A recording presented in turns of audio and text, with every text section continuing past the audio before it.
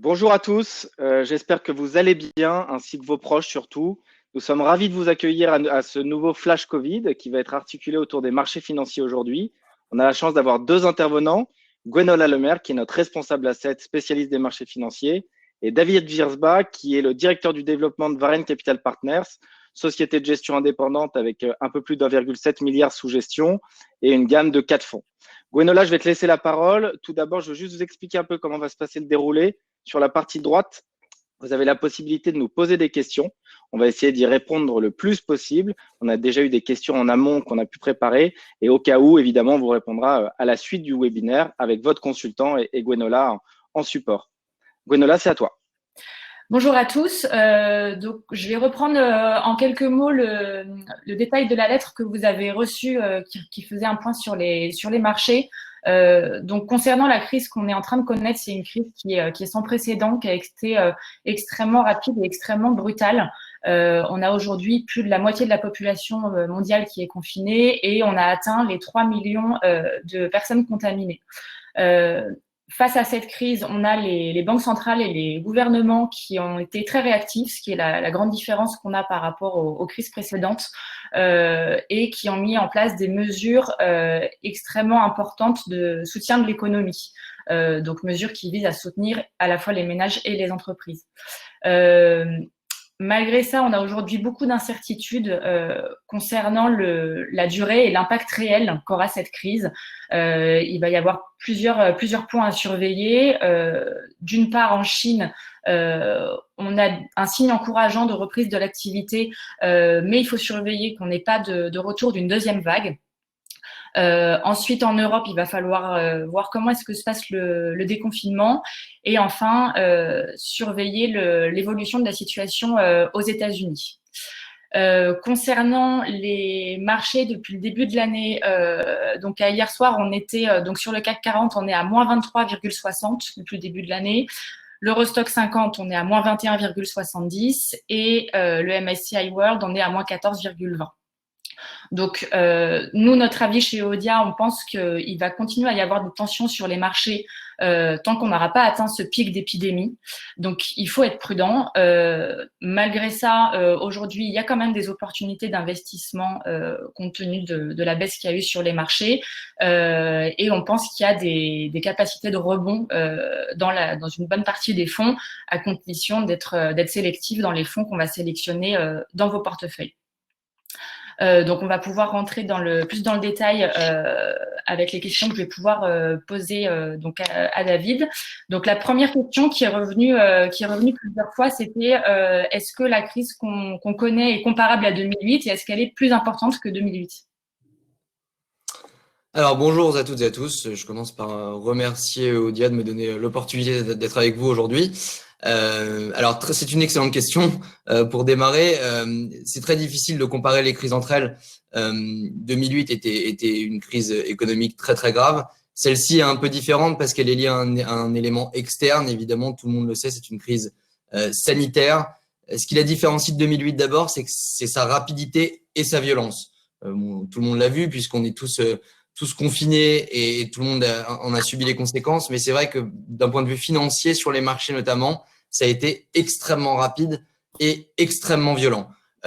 Alors, dire si c'est plus violent que 2008 ou pas, c'est un petit peu compliqué. En tout cas, ce qu'on peut dire, et tu en as touché un mot, Gwenola, c'est que les décisions qui ont été prises par les banques centrales et par les gouvernements ont été très rapides, beaucoup plus rapides qu'en 2008 et beaucoup plus importantes surtout.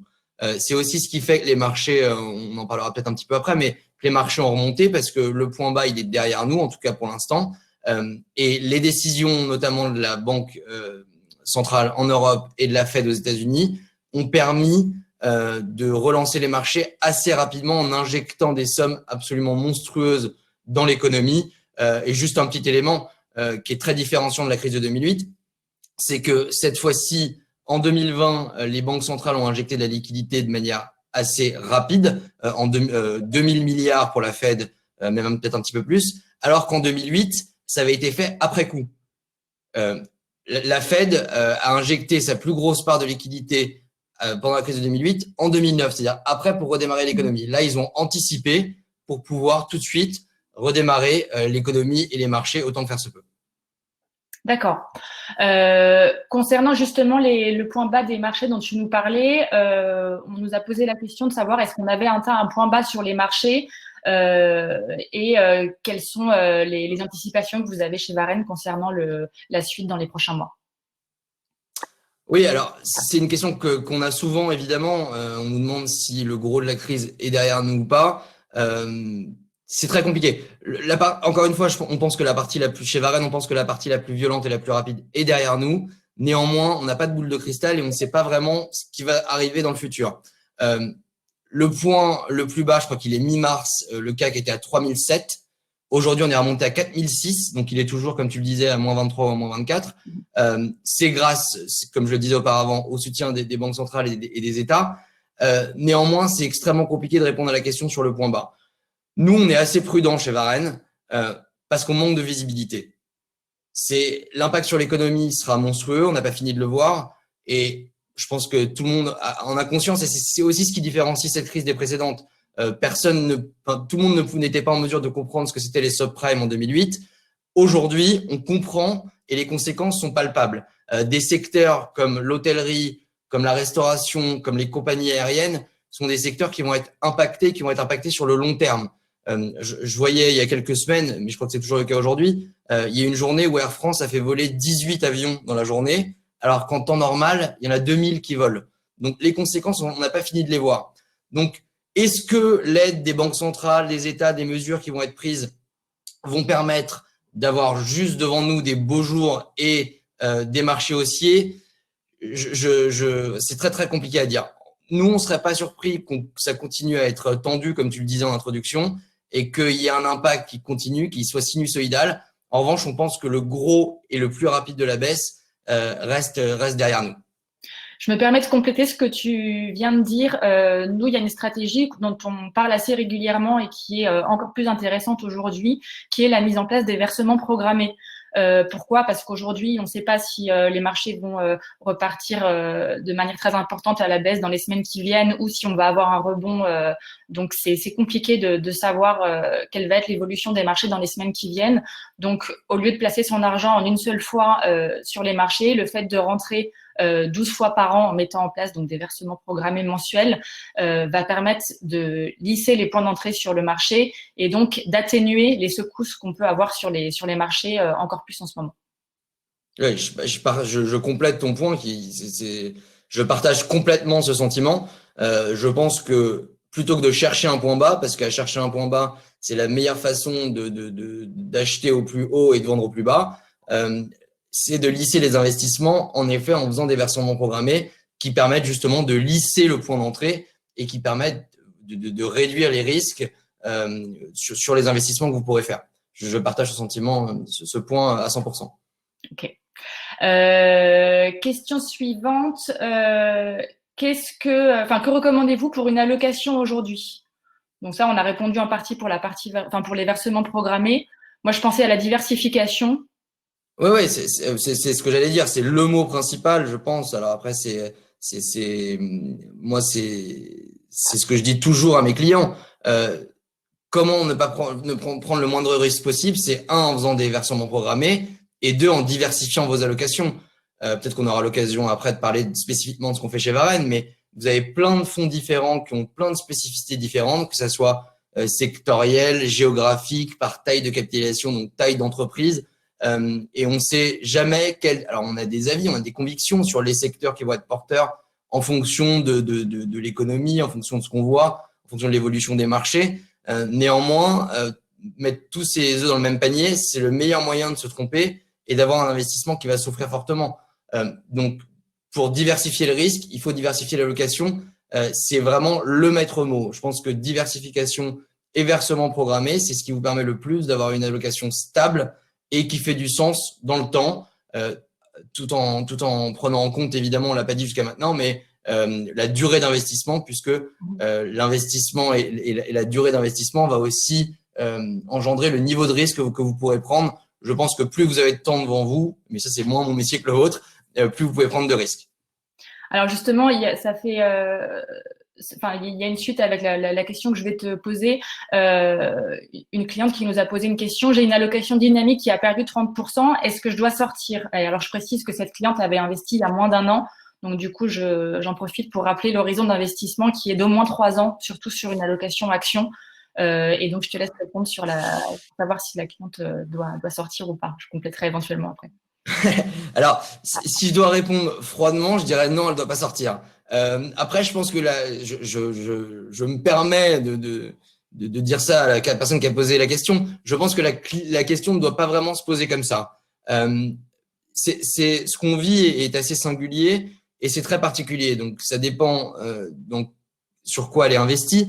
Mais a priori, l'horizon d'investissement prime. Donc, évidemment que si vous investissez sur une durée de 3 ans, il faudrait à la limite investir, fermer les yeux et ne pas regarder au bout de 3 ans.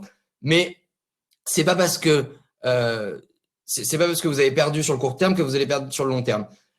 Ce qui est compliqué aussi, on en parle souvent avec Gwenola, c'est que quand on a, et c'est assez évident mathématiquement et pas évident pour tout le monde, pas très intuitif d'ailleurs, quand on a perdu 30%, pour revenir à zéro, il faut faire 45%.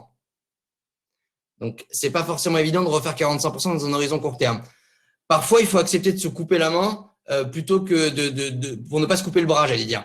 Donc, il faut peut-être revoir l'allocation, mais en tout cas, il faut rester investi parce que voilà, peut-être que l'allocation n'était pas sur le bon secteur ou sur la bonne typologie de fonds, mais je pense qu'il faut rester investi et il faut attendre et être patient. Je sais que pour les investisseurs, c'est souvent très compliqué d'être patient, mais l'horizon d'investissement est vraiment, vraiment, vraiment ce qui prime. Alors justement, dans cet horizon, dans cet environnement, pardon, qui est quand même très, très particulier, comment est-ce que vous sélectionnez les valeurs que vous allez mettre dans vos fonds? Alors ça, toutes les questions sont intéressantes, mais celle-ci l'est particulièrement parce que souvent, le réflexe d'un investisseur, c'est de se dire que ce qui a le plus baissé va le plus remonter. C'est parfois vrai, c'est pas toujours le cas, et je pense que dans l'environnement dans lequel on est actuellement, c'est encore plus particulier. J'essaie d'expliquer ce propos. On pense chez Varenne que les vainqueurs, je vais vous expliquer peut-être après comment on travaille, mais que les vainqueurs d'hier ne sont pas forcément les vainqueurs de demain. Je parlais tout à l'heure de secteurs qui ont souffert. Je pense que des fonds qui seraient investis à 100% dans l'hôtellerie, par exemple, ne vont pas, c'est un exemple, je ne pense pas qu'il y en ait d'ailleurs, mais ne vont pas forcément remonter très rapidement demain. Donc, sélectionner des entreprises, c'est encore plus compliqué dans l'environnement actuel. Nous, notre métier de base chez Varenne, quand on a fondé Varenne, c'est de sélectionner des entreprises qui correspondent à nos critères. Donc, on veut des leaders de marché, on veut des entreprises qui sont décotées, c'est-à-dire que pour nous, valent beaucoup plus cher que ce qu'elles cotent en bourse, et on va aller les sélectionner avec un niveau d'exigence qui est extrêmement important. Dans l'environnement actuel, il faut redoubler d'efforts pour trouver des entreprises qui vont pouvoir générer de la performance sur un horizon moyen-long terme. Et comme je l'ai déjà dit plusieurs fois depuis le début de cette intervention, c'est très compliqué dans l'environnement dans lequel on est parce que on manque de visibilité. Pour donner un prix à une entreprise, il faut être capable de lire son business, de lire ce qu'on appelle ses cash flows, de regarder où est-ce qu'elle pourra générer de la croissance à terme. Et ça, dans l'environnement actuel, c'est extrêmement compliqué. Nous, chez Varenne, dans notre cœur de portefeuille, on investit dans 15, 20, 25 entreprises. Donc, c'est vraiment très concentré. C'est un vrai investissement de conviction. Donc, entre guillemets, on ne peut pas se tromper et on va vraiment sélectionner les entreprises avec une grande prudence. Si tu me le permets, Gwenola, je vais juste donner 2-3 exemples, oui, si on a encore le temps, d'entreprises sur lesquelles on a fait des mouvements récemment, parce que je pense que ça parle aux gens. Il y a 2 entreprises qu'on avait en portefeuille avant la crise, qu'on a toujours aujourd'hui, mais dont on a décidé de diminuer le poids dans nos fonds. Je les cite parce que c'est 2 entreprises que tout le monde connaît. La première, c'est Disney, et la deuxième, c'est LVMH. Disney, c'est une entreprise que tout le monde connaît. Vous en avez peut-être entendu parler en ce moment parce que Disney Plus fait beaucoup de pubs. C'est peut-être la seule entité qui pourra concurrencer Netflix sur le long terme. Peut-être que certains d'entre vous, pendant le confinement, ont des enfants et ont mis Disney Plus pour être un petit peu tranquille. Disney Plus a été un vrai succès. Néanmoins, Disney, c'est avant tout les parcs d'attractions, qu'on connaît, et le cinéma. Et ces 2 éléments, le cinéma et les parcs d'attractions, sont très impactés et vont l'être à terme. Donc, on a décidé de pas vendre complètement Disney parce que c'est une entreprise qui, pour nous, est d'excellente qualité avec un super management et qui saura tirer son épingle du jeu à moyen long terme. Mais à un horizon plus court terme, on a décidé de diminuer la position parce qu'elle peut souffrir. L'autre entreprise que vous connaissez aussi, je pense, pour la majorité d'entre vous, c'est LVMH. LVMH, c'est une entreprise qu'on adore, qu'on a depuis très très longtemps en portefeuille chez Varenne, qui a généré d'excellents résultats, qui a un management d'abord par Monsieur Arnaud et par tous les patrons d'entités qui est d'excellente qualité, mais on pense que ça continuera à souffrir. Déjà, l'entreprise a plutôt bien résisté, a plutôt repris la hausse du marché qu'on a connue depuis le 18 mars, mais on pense que ça continuera à souffrir pour des raisons qui sont assez évidentes. Les Asiatiques, par exemple, consomment beaucoup LVMH en France, et évidemment, quand personne ne peut se déplacer d'un pays à un autre, et surtout que tous les magasins sont fermés pour un temps qui est pour l'instant limité, mais on ne sait pas si ça repartira et si on aura éventuellement une deuxième vague de confinement, on n'en a pas parlé, mais c'est quelque chose qui pourrait arriver. Donc, on a décidé de réduire également LVMH.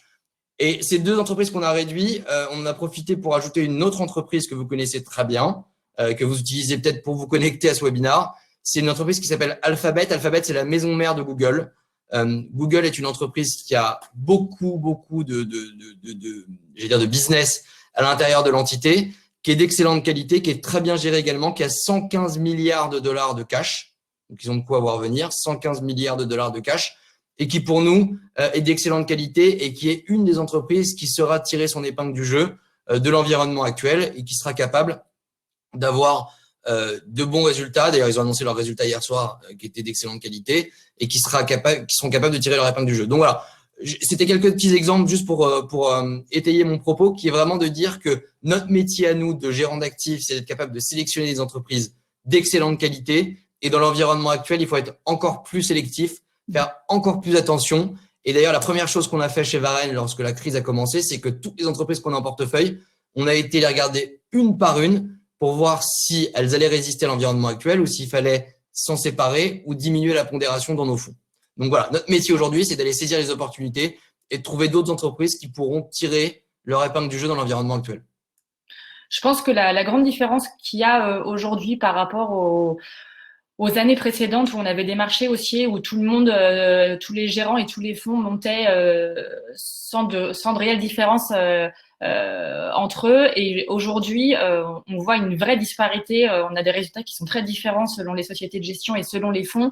Et dans cette période-là, on arrive vraiment à voir ceux qui s'en sortent mieux et ceux pour lesquels c'est plus difficile.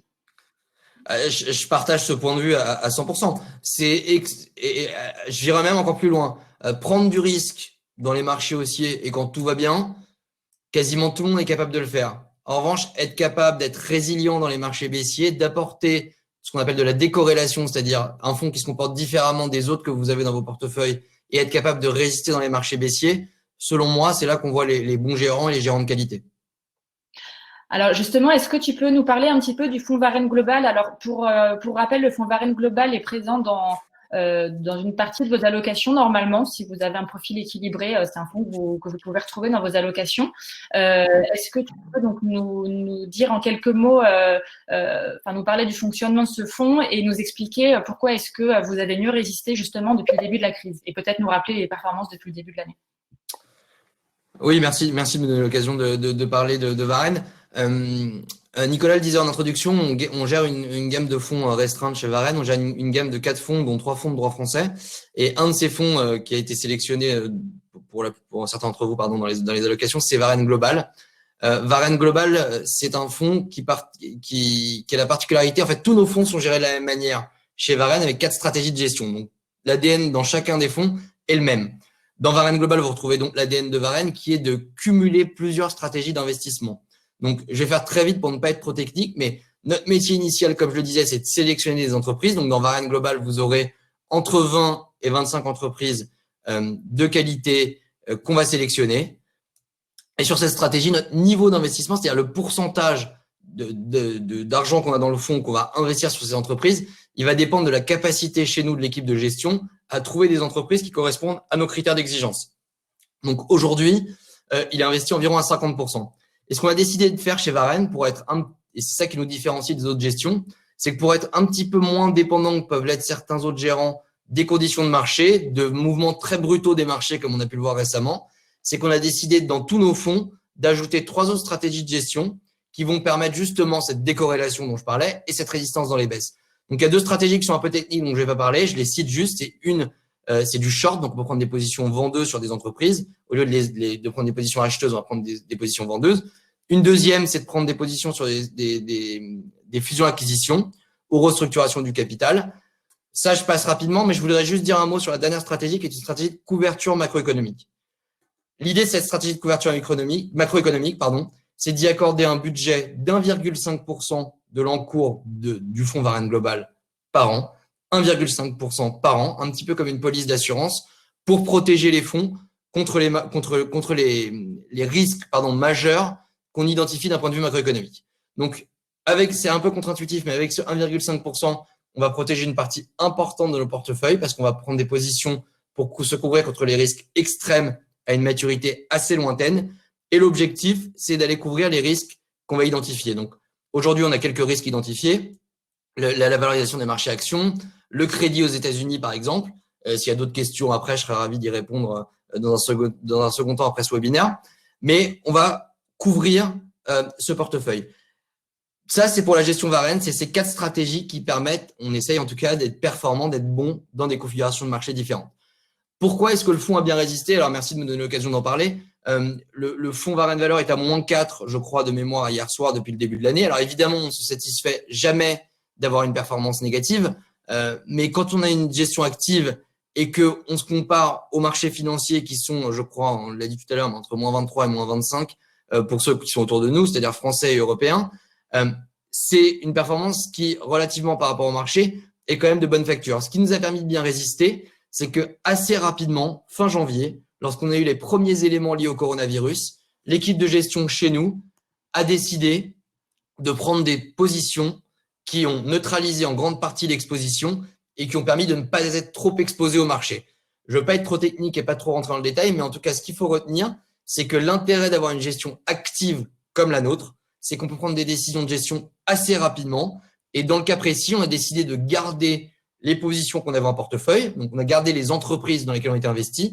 Mais à côté de ça, on a pris des positions, donc on a vendu des marchés actions pour neutraliser en grande partie l'exposition et réduire l'exposition de nos fonds au marché. Ça a été le cas entre fin janvier et mi-mars. Et après, on est revenu dans un scénario plus normalisé, dans un fonds Varenne Global avec ces 4 stratégies plus normalisées pour être performant à nouveau dans les marchés haussiers s'il doit y en avoir. Mais on a toujours ces stratégies de couverture qui permettront de protéger les portefeuilles si jamais il y a une autre vague. Donc voilà, j'insiste vraiment sur ces notions de décorrélation, c'est-à-dire que avoir des fonds, et je sais que Gwenola le fait très bien, et on en parle souvent, qui ne se comportent pas tous de la même manière, c'est-à-dire apporter de la décorrélation, c'est l'objectif de Varenne dans vos allocations, et apporter cette résistance dans les marchés baissiers, tout en accompagnant la hausse des marchés lorsque les marchés sont haussiers. Je voudrais juste rajouter un mot sur quelque chose peut-être sur lequel je n'ai pas assez insisté. Les conséquences sur l'économie vont vraiment être drastiques. On n'a pas d'idée aujourd'hui, personne n'a d'idée, on n'a connu aucune crise externe sanitaire comme celle qu'on est en train de connaître. On ne sait pas comment en France, mais partout le déconfinement va se passer, croisons les doigts pour qu'il se passe bien. On ne sait pas quand est-ce que les hôtels, les restaurants pourront rouvrir. Et tout ça, ça va continuer à générer des tensions. Donc, il faut faire très attention, je pense, et rester prudent parce que on n'est pas, je l'ai évoqué tout à l'heure, on n'est pas à l'abri non plus éventuellement d'une deuxième phase de confinement. Je ne le souhaite pas du tout, hein, et même si c'est très sympathique de faire ce webinaire, c'est pas ce qu'on souhaite, mais on n'est pas à l'abri. Et je pense que le Premier ministre a été assez clair là-dessus hier. Donc c'est la même chose dans d'autres pays. Singapour était cité comme exemple au début, mais on voit qu'ils ont été reconfinés. Donc voilà, il faut être prudent. Souhaitons tous que ça s'arrange le plus rapidement possible, mais il faut être prudent. Et il y a toujours un lien entre l'économie et les marchés financiers, même si les marchés financiers peuvent être dopés par les banques centrales, par les États qui ont tout fait très rapidement pour que ça se passe bien et que les conséquences soient les moins négatives possibles, mais il faut rester prudent. D'accord. Je vois qu'il y a un certain nombre de questions que vous nous avez posées sur le côté. Si on n'a pas le temps de répondre, je pense qu'on n'aura pas le temps de répondre à toutes. Donc, si ce n'est pas le cas, votre conseiller vous recontactera pour pouvoir vous répondre en direct. On vous fera une réponse par écrit. Donc, on traitera toutes les questions qui ont été posées. Je me permets de te couper, Gwenola. Il y a quelques questions. On a répondu à certaines et je vous remercie pour cet échange. Déjà, petite note pour tout ce qui est SCPI. Alors, j'ai pas mal de questions sur les SCPI. C'est pas trop d'actualité dans ce webinaire, mais je vous encourage vivement à voir le précédent où on répond à beaucoup de questions sur les SCPI. Si on revient un petit peu sur les marchés financiers, est-ce que vous avez un petit avis, en tout cas, sur un retour d'inflation possible? Si oui, quand et que pensez-vous de l'obligation en règle générale?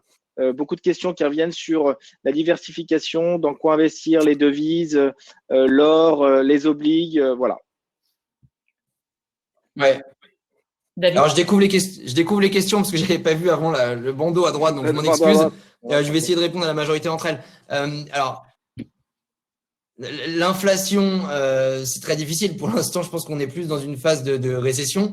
Donc, c'est quand on aura un retour de l'inflation. Alors, est-ce qu'il est possible aujourd'hui et à court terme? Non, selon nous. Est-ce qu'il arrivera? Il faut le souhaiter. Et pour l'instant, on est plutôt dans une phase de récession et il faudra voir les conséquences de ce qui va se passer dans les prochains mois.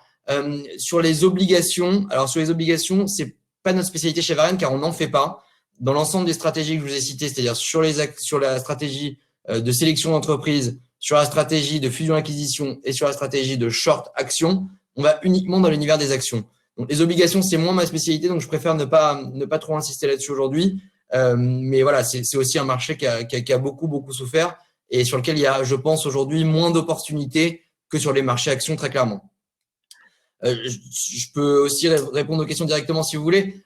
Quel marché faut-il privilégier? Je pense que Gwenola répondra la même chose que moi, mais encore une fois, c'est la diversification.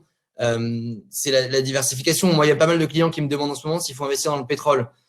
Nous, on a pris une position qui permet de se couvrir contre une baisse du pétrole. Donc, c'est assez compliqué. Évidemment, le pétrole est à un niveau historiquement extrêmement bas.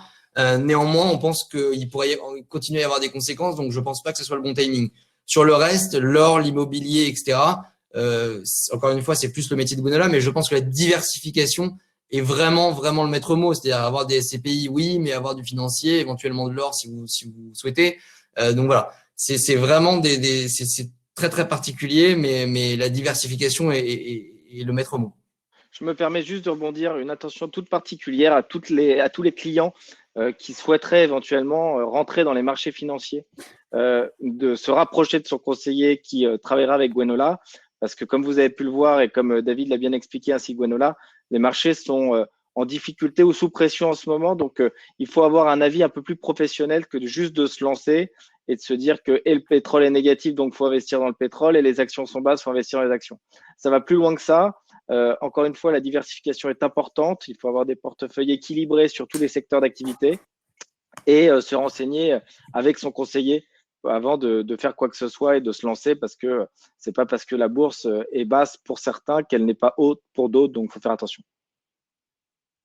Je pense que ce qui est important aussi, c'est de bien avoir en tête que selon les phases de marché, quand on est dans des marchés haussiers où tout va bien, on a certains fonds qui vont être en tête de classement, et dans des marchés plus compliqués ou sous tension comme on le vit aujourd'hui, ça va pas forcément être le même classement. Donc, ce qui est important quand nous on fait la sélection de valeurs qu'on va vous proposer dans vos contrats d'assurance vie ou vos PEA ou vos comptes titres, c'est d'aller trouver des valeurs qui en fait vont pouvoir s'adapter à ces différents cycles de marché et qui pourront être performants, peu importe en fait le contexte de marché. Et c'est pour ça notamment qu'on a sélectionné Varenne dans les portefeuilles, parce que les 4 moteurs qui composent le fonds sont complémentaires et permettent justement de faire face à ces différentes situations de marché. Donc, c'est ce que je trouvais intéressant dans la composition du fonds. Si vous me le permettez, je vois une question sur Air Liquide, si j'ai encore une minute pour y répondre. Oui, bien sûr. Alors, je vais pas botter en touche, mais ça me donne l'occasion de dire que chez Varenne, nous, on exclut beaucoup de choses. Donc, Air Liquide fait partie des catégories des secteurs qu'on exclut. On a décidé depuis le début chez Varenne, ça correspond à nos filtres. En fait, les fondateurs de Varenne viennent du monde du consulting, donc c'est des consultants en stratégie. Et pour passer nos filtres d'analyse qui nous permettent de donner un prix aux entreprises, on a décidé d'éliminer beaucoup de secteurs, et notamment également sur la géographie. Sur la géographie, on va uniquement sur des marchés développés, donc Europe au sens large, Amérique du Nord, Hong Kong et Singapour. Et sur la partie sectorielle, tous les secteurs pour lesquels nous ne sommes pas capables, pour les entreprises, de les apprécier avec un niveau de fiabilité suffisant, sont exclus. Donc chez Varenne, vous ne retrouverez jamais de financière, donc vous n'aurez jamais les actions d'une banque, jamais de technologique, jamais de matières premières et jamais d'immobilier, donc pas de foncière, tout ça. C'est pas qu'il faut pas investir dedans, c'est juste que nous, par rapport à notre façon de travailler, par rapport à notre ADN, ça ne passe pas nos filtres. Donc, Air Liquide, de ce fait, est une société qu'on ne regarde pas, car elle est hors spectre pour nous, même si évidemment je partage votre point de vue sur le fait que ça soit une valeur de bon père de famille. Voilà. Néanmoins, tout ce qui est la raison pour laquelle on investit dans les matières premières, peut-être qu'il faut que j'explique ça en 10 secondes, c'est la cyclicité. Nous, il faut qu'on donne un prix à une entreprise aujourd'hui pour dans 3 ans. C'est notre métier, c'est de donner un prix aux entreprises. Et tous les business qui sont trop cycliques, on n'est pas capable de leur donner un prix. Si vous prenez un parapétrolier, par exemple, c'est un métier dans lequel la tonne transportée peut faire x100 ou être divisée par 100 en moins de 6 mois. Et dans ce cadre-là, donner un prix à une entreprise qui serait dans l'univers des parapétroliers devient impossible. C'est la même chose pour Air Liquide, où les sous-jacents, le gaz, le pétrole, etc., sont très cycliques. Donc, par définition, pour nous, on n'est pas capable de donner un prix à cette entreprise. Ok, merci beaucoup à tous les deux. Je vois qu'on a répondu à pas mal de questions. Il y a certaines, on reviendra vers vous, évidemment. Merci pour cet échange. Merci pour J'ai laissé celle sur l'immobilier. Ouais, c'est gentil. Ça, on reviendra directement. Merci pour les échanges, pour nous avoir donné des lumières et surtout, j'espère, à tous les participants, plus de compréhension sur les marchés actuels et aussi sur l'économie un peu plus au sens large. On reviendra vers vous. Vous avez le webinaire de SCPI qui était fait la semaine dernière, qui est disponible sur YouTube et celui-ci le sera rapidement. On va enchaîner comme ça souvent avec des webinaires pendant cette période de confinement et certainement après. Donc, merci à vous deux pour ces échanges et on revient vers vous rapidement pour le reste. Faites attention à vous et à très bientôt. Merci, au revoir. Merci beaucoup, à bientôt, au revoir.